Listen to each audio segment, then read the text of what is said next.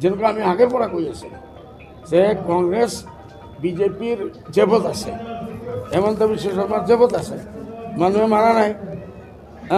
ভূপেন বৰাই কি আছিল আমি বুজি বিজেপিৰ, ই অকল এতিয়া বিজেপিৰ এই টিম।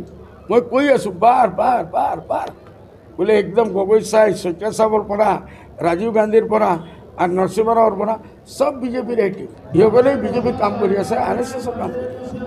এইটোৰ কাৰণে এইবাৰো এইটো খুব হৈ যাব। কংগ্ৰেছ অসমৰ পৰা নাই না, আমিতো আগৰ পৰাই কৈছোঁ মাত্ৰ 3টা চিট দিম। ইসকলে বাকী 11 ধৰিব লাগিছিল, বিজেপিৰ লগত কিয় জোৰ কৰা নাই? কালি ৱাকআউট দিছে, কালি ৱাকআউট দি দিছে। ভূপেন বৰাই কালি ৱাকআউট দিছে না, চব 11টা চিটত আমি ৱাকআউট দি দিলোঁ।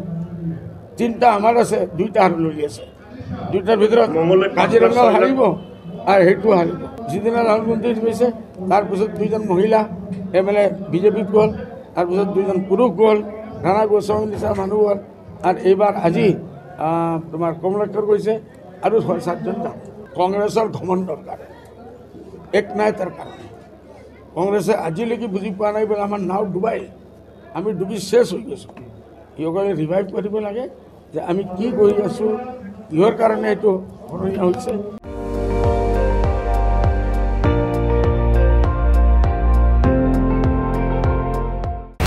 আপুনি চাই আছে ND24, সৰ্বশ্ৰেষ্ঠ নহয় সৰ্বোত্তমৰ দৌৰ।